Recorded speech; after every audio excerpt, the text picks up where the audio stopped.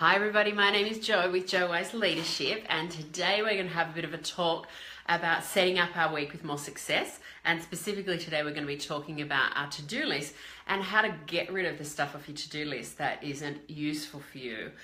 Something I've been playing with and focusing on a bit recently, and it's working really, really well. I'm just going to share this with my other groups. So we'll wait for a few people to come on this morning. It's a beautiful sunny day in Melbourne today. Very much enjoying the sunshine coming in the window. It's really warm.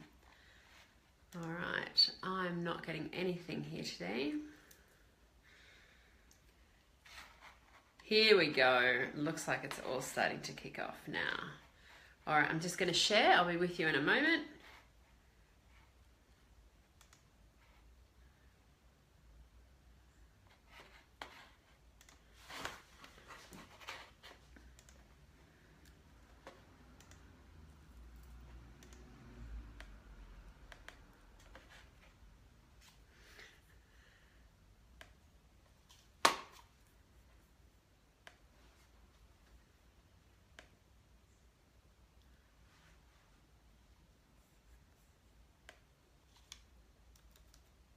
Okay, it's playing finally.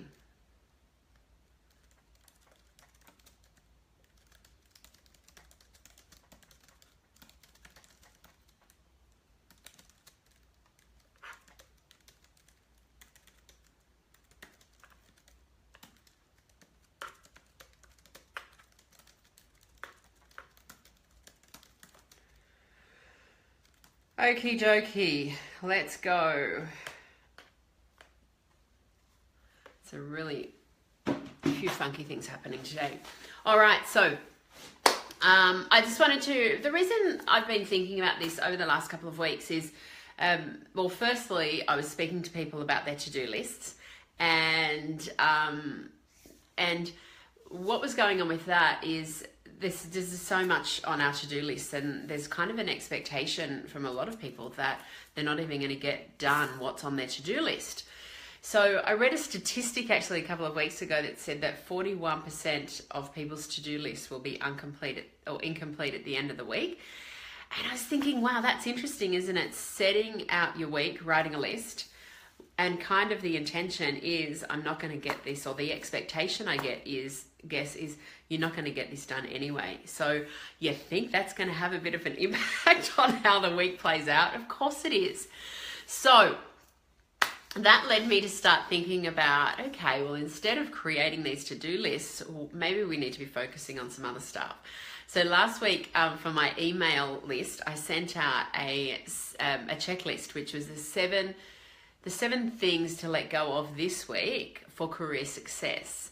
And I just send out things like that every couple of weeks, maybe a video, a tip, something handy like a checklist. So if you're interested in joining my email list, then I'll add the link in the information below, and you can or above, and you can join that list and you'll get cool stuff as well.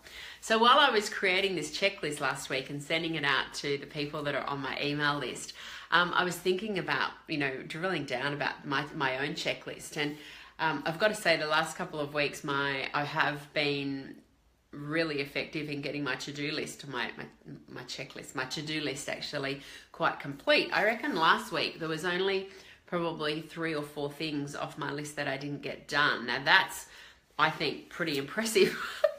Certainly is in comparison to how I've been more towards the beginning of the year. Hi Fadden, nice to see you. Thanks for joining us today. And one of the things that I've been doing differently to help me get through more of my to-do list is to kind of think differently about the way my to-do list is set up. Now, I know not a lot of, some people choose not to do to-do lists. For me, a to-do list still works really well. I enjoy the bit of the freedom that gives me. I know I was speaking to a woman last year, and she sets out her whole week with no white space. So what that means is every single part of her week is completely filled in her online calendar with color, with activities, all of the specific activities. So that's the way she sort of does her to-do list. She schedules it all in. Like for me, that makes me feel really claustrophobic, and really, I gave it a go for probably about a month to 6 weeks, and it really didn't feel good for me. So everyone works really differently. So for me, a to-do list still works because it means that I can work through it at my own pace and when I want to, with the expectation that I will get a lot of it done throughout the week. But something that I've been adding to this recently is sort of thinking really clearly about the things that are on my to-do list. For what purpose is it here? Is it just here because it was, on my to-do list a few weeks ago and I kind of feel like I should get it done?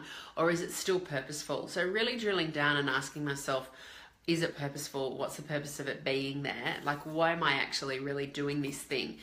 Because I know sometimes things end up on my to-do list, and when I look at it, I'm like, why am I actually doing this thing again? And when I drill down on it, it's like, actually, this is not something that's in line with what's important to me. It's not in line with my vision. It's not in line with the things I'm wanting to achieve at the moment.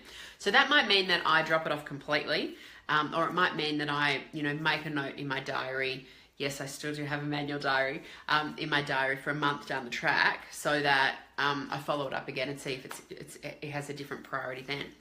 But one of the biggest things I've been doing lately is having a look at my list and asking myself, how is it that I want to feel this week? So Sunday night, I sit down for about an hour, half an hour, and obviously this works for everybody. Some people might do this Monday morning, but I feel it works really well Sunday night. Sit down Sunday night and get really clear on what my intention, what I want to feel, what I want to be experiencing this week more than anything else. And I get really clear on the feelings around that. So what is it I want to feel this week? And that might be, it could be anything. It could be flow. It could be, power. It could be effective. It could be focused. It could be fun. It could be a whole bunch of different stuff. So I get really clear on what it is I want to feel throughout the week. And then I will write my to-do list and be thinking about the things on my to-do list and asking myself, what these things on my to-do list, are these things going to help me feel the things I want to feel or not? And if they're not, and they're not in line with my vision, then I will do a couple of things. I will do one, I will either dump it completely and go, you know what? No, it's out. No need for this to be in here. The other thing that I might do is because there's some things that we need to do, that I particularly need to do, that are not necessarily in the short term going to make me feel the way I want to feel, but it might in the long term. So I kind of have to sort of have a look at that as well and think about that. So I'll either look at it and dump it completely, or I might look at it and think, okay, if I was to change something about this, what's on my to-do list, could that help me move towards how it is I want to feel this week? So that might be changing the timeline on it if I have the flexibility to do that, or it might be, having a conversation with somebody else about it, because collaboration and sort of that group think really, really helps me a lot of the time. Obviously, I always make the final decisions and everything myself personally. However, it's, at the beginning when there's that brainstorming and sort of coming up with ideas, I really find that helpful to speak to somebody else. So that might help. But basically what I'll do is I'll have a really clear look at my list and get really clear. These are the things on my list that are going to help me feel the way I want to feel this week, that are going to have me experiencing what it is that I want to be experiencing this week in the short term and also in the long term. And are they in line with what it is that I'm really wanting to achieve, the way I want to feel, my vision, my mission, all of those types of things. And then the third thing that I will do on my list is there'll be many, many times when I'll think, okay, well, this thing, I'm not going to dump it. I can't dump it because even though it kind of feels a bit not in line with how I want to feel, maybe it's going to help me feel that way in the long term. I might be, as I said, I might be able to tweak it so much. So the third option for me might be to outsource it. Will that be to delegate it to somebody else, to ask my assistant to do it? It might be pass it on to somebody else in your team. Can it be passed to another team altogether?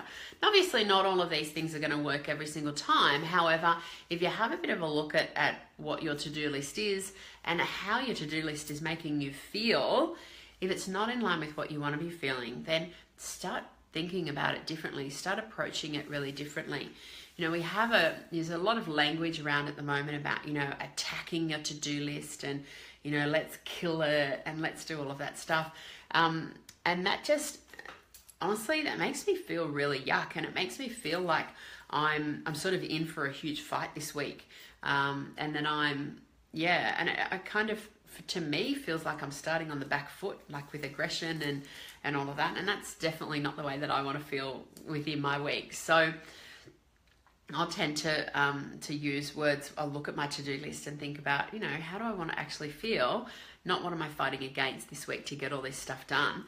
And for me, it's quite often around feeling abundance and flow and feeling, productive and enjoying myself. Because ultimately, if we're not, for me, if I'm not doing those things, then I'm not really interested in doing it. So have a look at your to-do list. See what you can get rid of. Can you dump some stuff if it's not in line with how you want to feel?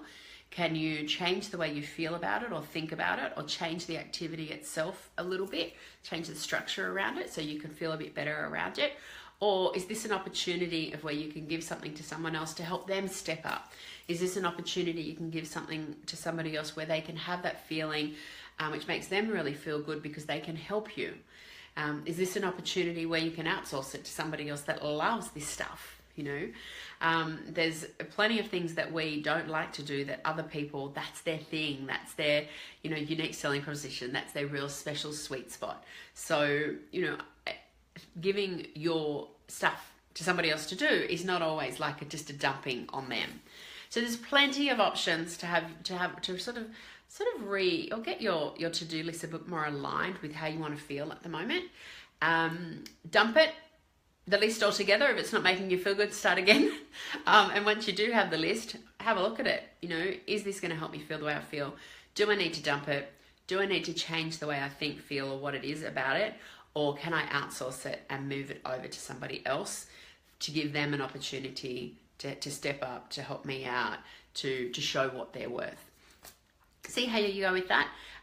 If you are interested in joining my email subscribing list, then I'll add the link in the comments above. I do send out some cool stuff every couple of weeks, normally every couple of weeks, an email with what's been going on. And last week, as I said, I sent out a checklist, specifically the 7 things to help you with career, so 7 things to let go of for career success. So we've got some really great feedback on that, and there's a lot of people that have got that stuck up at their desk this week to help them let go of the things that they don't need this week. Have an amazing week. Let me know how you feel about this. Comment below and let us know, and I look forward to seeing you soon. Thanks so much.